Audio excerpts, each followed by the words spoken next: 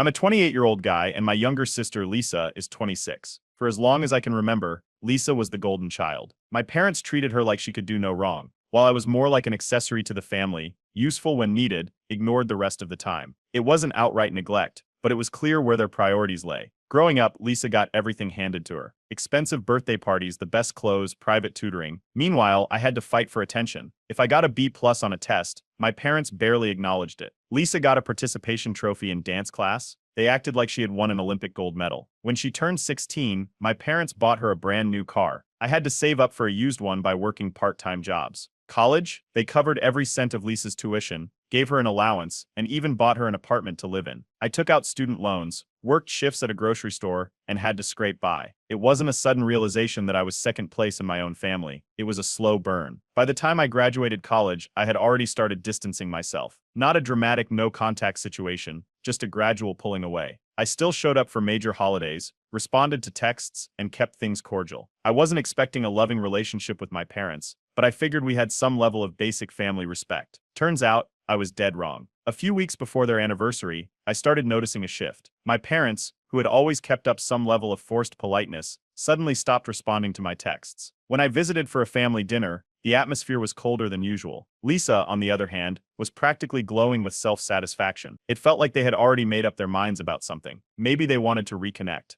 I thought, maybe this was a step towards something better. I showed up dressed for the occasion, made small talk with relatives, and sat through the usual speeches about love and commitment. Everything seemed normal until my dad took the mic. But there had been signs, subtle at first, that something was off. In the past few months, my parents had grown increasingly cold toward me. My calls went unanswered more often. My visits felt unwanted. There were awkward silences at family gatherings, where Lisa thrived in the spotlight while I faded into the background. He thanked everyone for coming, went on about his love for my mom, and then, completely out of nowhere, said, "And for our final gift to each other, we've decided to move forward as a family of 3. At first, I didn't even register what he meant. My brain tried to rationalize it. A family of 3? Maybe he meant something metaphorical? A joke? But then I looked around. My mom was nodding, smiling. Lisa was smirking. A few relatives looked confused, while others awkwardly chuckled, thinking it was some weird inside joke. Then my dad kept talking. He explained that, since I had been distancing myself, they decided to make it official. Emotionally, financially, legally, they had updated their wills. I was completely removed. Lisa now had full power of attorney over them. I wasn't their son anymore, at least not in any way that mattered. At first, there was stunned silence. A few chuckles from distant relatives, thinking it was some kind of joke. Then the confusion set in. My aunt leaned over to my uncle, whispering, "Did he just say what I think he said?" I asked. "So this whole dinner was just to humiliate me?" My dad, without hesitation, just shrugged and said, "It was just time to make things official." Lisa was still smirking like she had just won some twisted game. That was the moment I realized she had known all along. She hadn't just accepted their decision, she had probably encouraged it. Some relatives looked horrified. Others shifted uncomfortably in their seats, unsure whether to say something or pretend this wasn't happening. I didn't wait around to see how the rest of the night played out. I stood up,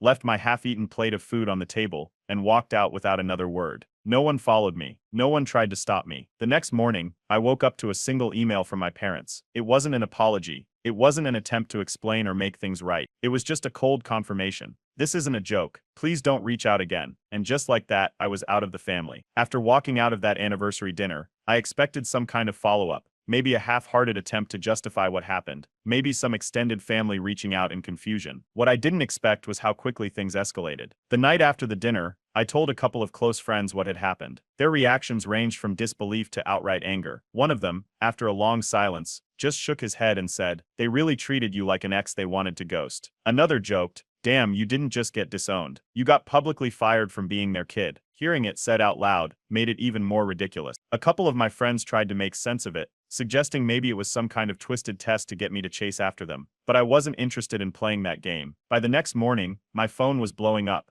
Not from my parents, but from extended relatives. A few aunts and uncles reached out, acting like this was just a heat-of-the-moment decision. "You know how your parents are. Give them some time, they'll come around." They probably didn't mean it like that. One uncle even tried to spin it as a joke gone wrong. Maybe they thought it was funny, but the ones who had actually been there knew better. A few messaged just to say they were horrified by what they had witnessed. Others admitted they had no idea how to even look my parents in the eye after that. A few hours later, Lisa posted on social media, "Happy anniversary to the best parents in the world. Excited for our future as a family." No mention of me, no context. just a declaration that their little trio was now officially complete. That was when I realized this wasn't just about inheritance or favoritism. It was about control. They wanted to erase me, pretend I had never been there in the first place. Confronting Lisa, I texted Lisa directly, not even to argue, just to confirm what I already knew. She didn't deny knowing in advance. She didn't even pretend to feel bad. Instead, she doubled down. They finally did what they should have done years ago. No hesitation, no regret, just pure satisfaction. She went on to explain herself, as if I had asked. According to her, I had been selfish for not being more involved in our parents' lives. I should have called them more, visited more, been grateful for everything they had done. Apparently, in her mind, I had distanced myself first, so they were just making it official. The fact that they had given her everything and left me to figure things out on my own never seemed to cross her mind. Official legal confirmation.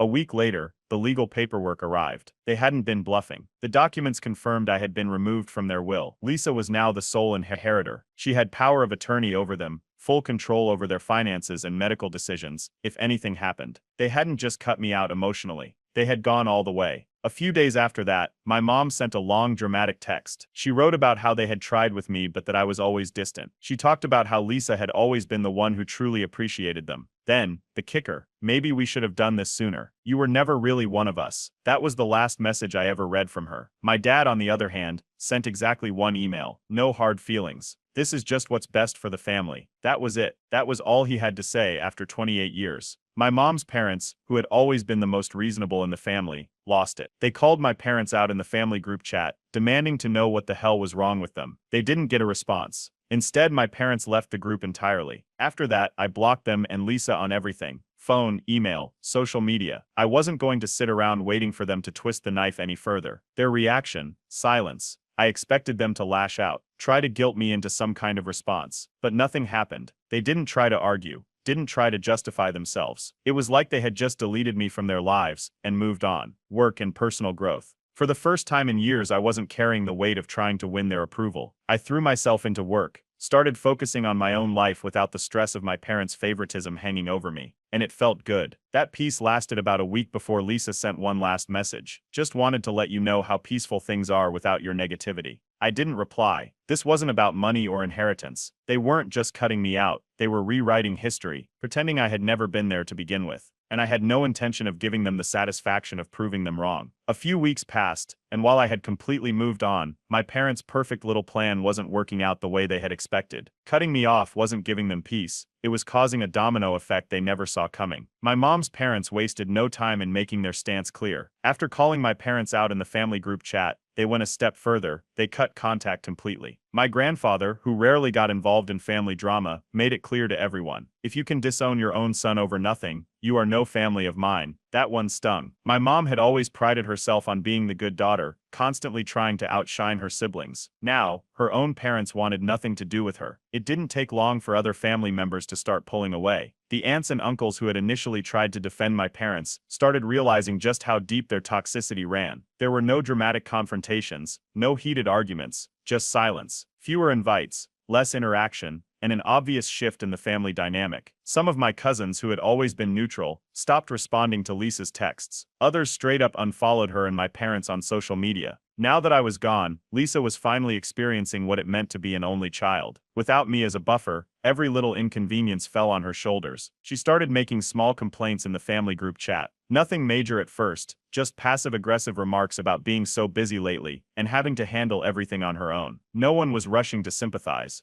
My parents had always leaned on Lisa emotionally, but now, without me, she was their only outlet. Every minor inconvenience, Lisa had to handle it. Medical appointments, Lisa had to drive them. House maintenance, Lisa had to call the repairman and handle the costs. They started treating her like their personal assistant instead of their daughter, and Lisa, who had been so smug about finally being the only child, was realizing that being the favorite didn't mean being loved. It meant being used. At first, she tried subtle hints. She brought up in casual conversations with relatives how tough it was managing everything by herself, how she wished she had a little more support. The responses? A series of polite but firm refusals. No one was going to step in and fix the mess my parents had created. My parents had always assumed I'd eventually contribute financially as they got older. Now that I was gone, that plan fell apart fast. Lisa was doing well for herself, but she didn't have the financial stability to cover everything they suddenly expected from her. They started hinting at small contributions she could make. extra groceries, covering bills, helping with house repairs. At first, Lisa agreed,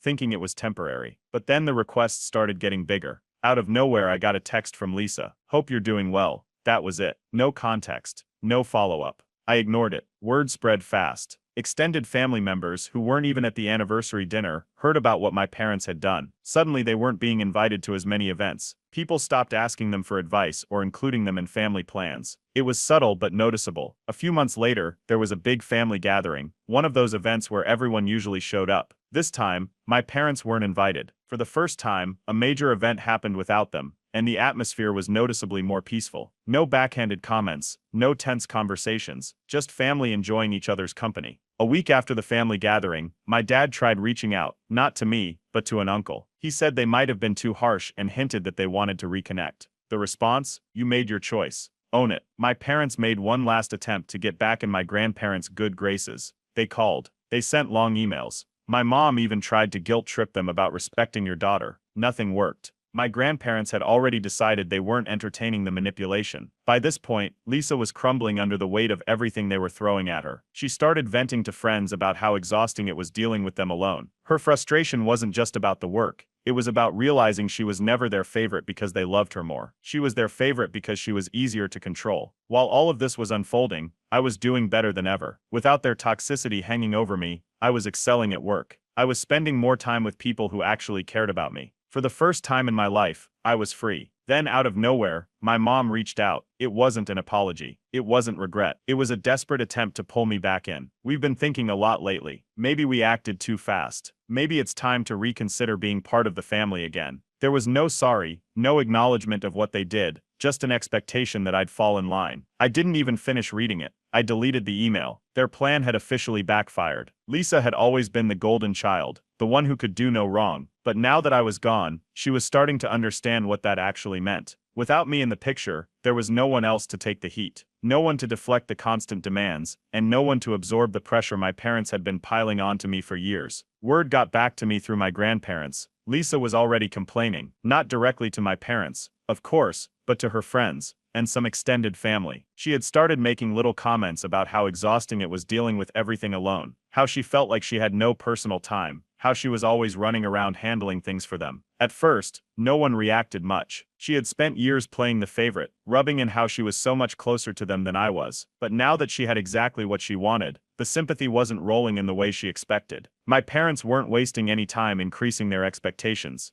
either. Without me as an option, Lisa was their only emotional and financial crutch. If my mom wanted something from the store, Lisa was expected to get it that day. If my dad needed something fixed, Lisa had to figure it out. They didn't ask, they just assumed. Lisa had a demanding job, but that didn't matter to them. If she mentioned a big work project, my mom would immediately guilt trip her into prioritizing family first. If she tried setting a boundary, my dad would go silent, pulling his usual disappointed routine until she caved. It wasn't just family who noticed the shift. Lisa's friends started seeing how overwhelmed she was. She used to be the one who had all the time in the world for brunches, shopping, and casual get-togethers. Now she was canceling plans at the last minute, always too busy dealing with something for my parents. Some of those same friends, ones who had always believed Lisa's version of events, began questioning things. A few even asked if maybe my parents had treated me the same way all these years. Then, out of nowhere, Lisa messaged me. "I know we've had our differences, but can we talk?" I ignored it. If she had something to say, she could say it to the people she had been so eager to replace me with. Meanwhile, my parents had fully embraced treating Lisa like their personal assistant. It wasn't just about errands anymore. My mom expected Lisa to sit with her for hours, entertaining her because she was lonely. My dad started sending her long lists of things he wanted her to handle, from banking to scheduling appointments. If Lisa pushed back, they'd act offended. My grandparents, seeing how everything was unfolding, finally decided they'd had enough. They cut off the small amount of financial help they had been giving my parents. Nothing huge, just occasional assistance with bills or unexpected expenses. But now that was gone too. My grandparents made it clear. "You had 2 kids. You chose to disown one. That means you get half the support you used to have." Lisa had been handling their demands for months, but they were relentless. At first, she thought she could manage it, run an errand here, cover a small expense there. But the requests never stopped. When she hinted that she was feeling overwhelmed, my mom dismissed it with a casual, "You'll manage. You always do." She had planned this trip for months, and it was important for her career. But to them, that didn't matter. She pushed back. They didn't like that. Instead of backing off, They pulled their usual move, the same one they had used on me for years. They told Lisa, "If you don't act like family, maybe we made a mistake choosing you." That was it. That was the moment it finally clicked for her. Their love had never been unconditional. She hadn't been chosen because they loved her more. She had been chosen because she was the one who bent to their will. Now that she wasn't bending the way they wanted, they were dangling the same threat over her that they had used on me. She wasn't the golden child. She was just the next in line. Lisa had spent her entire life believing she was the chosen one, the golden child who could do no wrong. Now, with no one left to share the weight, she was realizing what that title actually meant. And for the first time, she wasn't just complaining about it. She was fighting back. It started small. She stopped answering their calls immediately. She waited hours, sometimes even a full day before responding. Then, she started setting boundaries. She told them she wouldn't drop everything for errands, that they needed to schedule things in advance if they wanted her help. She refused to cancel another work event just because my mom needed her to be around. My parents didn't take it well. My mom had a full meltdown, the kind she used to have with me when I tried pushing back. Lisa was accused of being ungrateful after everything they had done for her. She was reminded that they had chosen her. They had trusted her, and now she was betraying them. After everything, my dad didn't yell. He never did. Instead, he pulled out his usual weapon: silence. Long, heavy silences, followed by disappointed stares, the kind designed to make Lisa feel like she had done something horribly wrong. The same routine I had gone through growing up, the one that had worked on me for years. But Lisa wasn't handling it the way they expected. The stress was eating her alive. She was snapping at coworkers, missing deadlines, constantly looking exhausted. The same people who had once envied how close she was with our parents were now watching her fall apart. Her bosses took notice. So did her friends. People started seeing that this wasn't just normal family drama. Lisa was being drained, and it wasn't just her work life that was suffering. Extended family, the same ones who had originally tried to excuse my parents' behavior, were starting to notice the cracks. At first, it was small comments at family gatherings. "Lisa looks tired all the time. They expect too much from her." No wonder OP left. Lisa must have felt it too, because she reached out to me again. This time, she didn't try to act casual. She admitted it. She had no idea how bad things would get. I ignored it. A few days later, my grandparents had enough. They sat Lisa down and told her the truth. The same thing I had been trying to tell her for years. This is exactly what OP went through. They didn't sugarcoat it. They laid it all out. How I had spent my childhood being the backup plan, the invisible son, how they had ignored me, pushed all their attention onto her, and how, the moment I stopped bending to their will, they threw me away like I never existed. They warned her, if she didn't get out now, the same thing was going to happen to her. Lisa must have been stewing over that conversation for weeks. She started answering their calls less, delaying responses to their texts. At the next family gathering, the tension had already been building for too long. It started as another argument. My mom was nagging Lisa for not doing enough, not spending enough time with them, not acting like family. Lisa was already frustrated, already drained, and when my dad hit her with the same disappointed silence, something inside her snapped. In front of the entire family, she yelled the words no one had ever dared to say to them before. "You ruined my life." The room went silent. My parents looked like they had been slapped. Lisa wasn't done. She let it all out. How they had used her. How they had expected her to give up everything for them. How they had thrown away their own son over nothing. Every single thing she had denied before. Everything she had excused, she was now screaming at them in front of everyone. My mom tried to argue. My dad tried to shame her into silence. But it was too late. The damage was done. The illusion was shattered. And for the first time, everyone saw them for what they really were. The relatives who had once defended them, they weren't defending them anymore. The people who had laughed off what happened to me, they weren't laughing now. The perfect family my parents had built, the one where I never existed, had finally fallen apart, and there was nothing they could do to put it back together. Lisa had always been their favorite, the daughter who could do no wrong. But after that public explosion at the family gathering, she wasn't their golden child anymore. She was just the next problem to deal with. And now, she was realizing exactly how disposable she really was. For the first time in her life, Lisa started pulling away. She stopped answering their calls right away, started delaying responses to their texts. When my mom asked her to drive over for something urgent, Lisa told her she was busy. When my dad sent her a long list of errands, she only did half. It wasn't full no contact, but it was the first real boundary she had ever set with them. That's when the guilt tripping started. My mom bombarded her with messages, not just once or twice, but every day, every hour. She sent long paragraphs about everything we've done for you, about how much we've sacrificed, about how Lisa was turning her back on her own family. When guilt didn't work, my dad went a different route. Financial threats. He reminded Lisa that they had given her everything. The car, the tuition, the house down payment. He made it clear that if she didn't start acting like family again, she could forget about any kind of future support. Lisa didn't respond.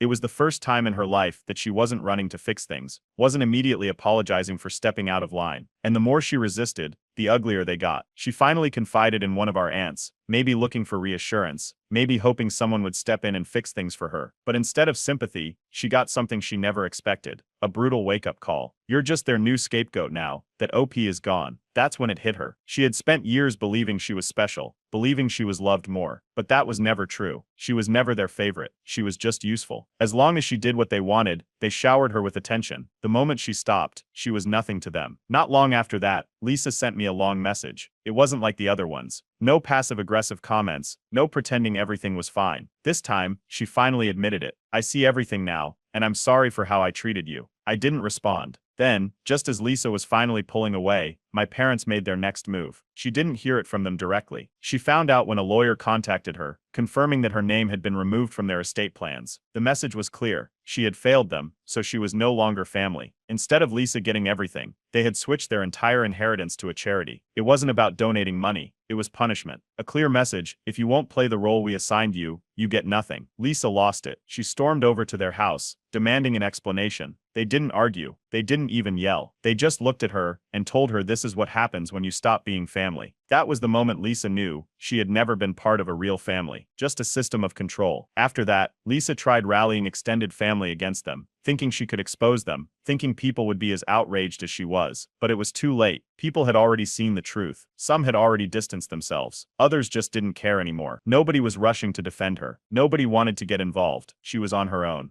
Then after everything, after all the screaming, after all the manipulation, after cutting both their children off, my parents had the audacity to send me an email. Hope you're doing well. That was it. Not an apology, not an attempt to fix anything, just a pathetic, meaningless message, as if they were pretending none of this had ever happened. I didn't even open it. I just deleted it. A few hours later, Lisa sent me one last message. You were right about everything. Lisa had spent her whole life believing she was untouchable in my parents' eyes. But after they cut her out of the will and told her she wasn't family anymore, she finally saw them for what they really were. She didn't try to fix things this time. She didn't beg. She just stopped responding. For the first time, Lisa went completely no contact. At first, my parents didn't take it seriously. They thought she was just being dramatic, that she'd come crawling back once she cooled off. But as the days turned into weeks, and Lisa still wasn't picking up their calls, they started panicking. They began reaching out to extended family, hoping to get anyone on their side. They called aunts, uncles, even distant cousins, trying to spin the story in their favor. But it didn't work. Most people had already distanced themselves. Others were just tired of the drama. Nobody wanted to hear their sob story. Lisa, meanwhile, wasn't done exposing them. Maybe it was out of anger. Maybe she just wanted the truth to be known. But she went straight to the family group chat and laid everything out. She didn't just talk about what they had done to her. She told everyone what they had done to me too. How they had disowned me in front of the whole family. How they had treated me like an afterthought my whole life. How they had cut me off just for daring to set boundaries. This time, there was no pretending. No one could claim they didn't know. The damage was done. My parents tried to defend themselves, but an aunt shut them down immediately. You did this to yourselves. That was the last message anyone sent them. And just like that, my parents lost whatever little support they had left. With Lisa gone, they had nobody left to manipulate, except me. That's when they started calling. They left voicemail after voicemail. Then came the text messages. Then the emails. When I didn't respond, they took it a step further. They drove to my apartment. They knocked on my door. Loud, persistent knocking that lasted for minutes. I didn't answer. Instead, I called security. They were escorted out of the building, humiliated and empty-handed.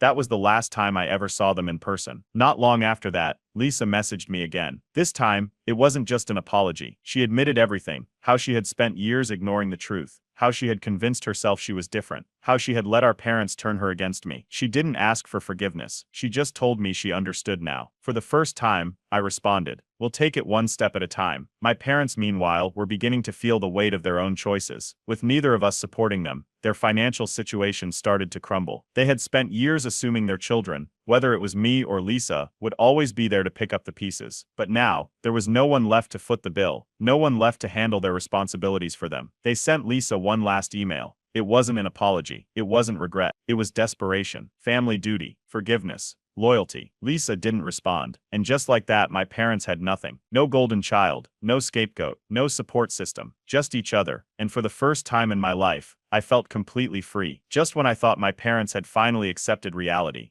they made one last desperate attempt to pull me back in. It started with a sudden announcement. My dad was very sick, a serious medical condition. He needed family support now more than ever. It was an obvious trap. Lisa and I both knew exactly what they were doing. They had burned every bridge, lost every bit of control, and now that they were struggling, they were reaching for the only thing they had left: pity. Instead of playing into it, I fact-checked. I called my aunt, who still had occasional contact with them. The moment she picked up, she laughed. Dad wasn't sick. He had zero medical issues. It was a straight-up lie. Lisa was the first one to snap. She called them directly, not to comfort them, but to confront them. She didn't hold back. She threw their own words right back at them. You cut OP out of your lives, and now you want him back. They scrambled, backtracking, trying to soften what they had done. My mom clearly panicked, tried to play it off as a misunderstanding. Lisa wasn't buying it. After that failed, they tried another angle, going after my job. They called my workplace, pretending to be concerned parents, asking if I was doing okay, and whether I was under too much stress lately. It was a blatant attempt to make me look unstable, to pressure me into responding. It didn't work. My boss shut them down instantly. He let me know about the call, laughed about how ridiculous it was, and reassured me that I had nothing to worry about. At this point, it was just sad. While my parents spiraled, Lisa and I reconnected in person for the first time in years. We met for coffee. There was no awkward small talk, no pretending like everything had been fine. Lisa, without hesitation, admitted everything. She admitted how she had treated me growing up, how she had believed she was better than me, how she had ignored the signs, and let herself be manipulated for years. She didn't make excuses. She didn't try to justify it. She just owned it. And for the first time, I decided to give her a real chance. It wasn't instant, but we started rebuilding, slowly, cautiously. She had a lot to make up for, and we both knew it. But for once, she was putting in the effort. Meanwhile, my parents hadn't learned a single lesson. Since their attempts to guilt-trip me had failed, they went after Lisa again. They told her she was supposed to be the good child. She was meant to be the one who took care of them, that it was her responsibility now. Lisa didn't argue. She just blocked them, completely. No calls, no emails, nothing. That was the final blow. With neither of us supporting them, their financial problems finally caught up. They had always assumed their kids, whether it was me or Lisa, would be there to bail them out when they got older. Now, with no one left to fall back on, their money was running out. They put their house up for sale. They had no other choice. Downsizing was their only option. Then came the real desperation. They sent emails to extended family, begging for help. Nobody responded, not one person. They had spent years thinking they were untouchable, that they could do whatever they wanted without consequences. Now, even distant relatives wanted nothing to do with them. Their reputation was completely destroyed, and for the first time, they were truly alone. I didn't feel a single ounce of sympathy. 1 year later, my parents were completely alone, and I had never been happier. Lisa and I had spent the last year slowly rebuilding a real sibling relationship. It wasn't forced, and it wasn't built on competition or guilt. For the first time, it felt genuine. No more fighting for approval, no more pretending. Just two people who had survived the same nightmare, finally realizing we were on the same side. As for my parents, nobody spoke to them anymore. After their desperate attempts to guilt Lisa back failed, after extended family ignored their pleas for help, they had no choice but to accept what they had created. They weren't victims of a cruel world. They had done this to themselves. The financial situation they had pretended wasn't a big deal. It was worse than anyone had realized. They lost the house. There was no grand rescue, no last-minute savior, no child stepping in to save them. They had to downsize to a small apartment in an area they would have never considered living in before. Lisa and I, on the other hand, were thriving. Lisa had thrown herself into her career and was excelling in ways she never had before. Without the weight of our parents' expectations crushing her, she had freedom she had never known. And me, I got promoted. More money, more stability, and most importantly, no drama. Meanwhile, my parents still refused to take accountability. They took to Facebook, posting vague, passive-aggressive rants about ungrateful children and how family loyalty was dying in this generation. It was obvious who they were talking about, but no one engaged. No likes, no sympathy comments. Just dead air. Then came the final pathetic attempt at a reconciliation email. It was one message, addressed to both Lisa and me, acting as if nothing had happened. No apology, no acknowledgement of their actions, just a weak invitation to talk things out. Neither of us responded. With their kids gone and their family ignoring them, they lost the last thing that had kept them relevant: their image. For years they had thrived off of being seen as the perfect parents with the perfect family. They had used Lisa and me as props to keep that illusion alive. Now, without us, nobody cared about them anymore. Their old friends,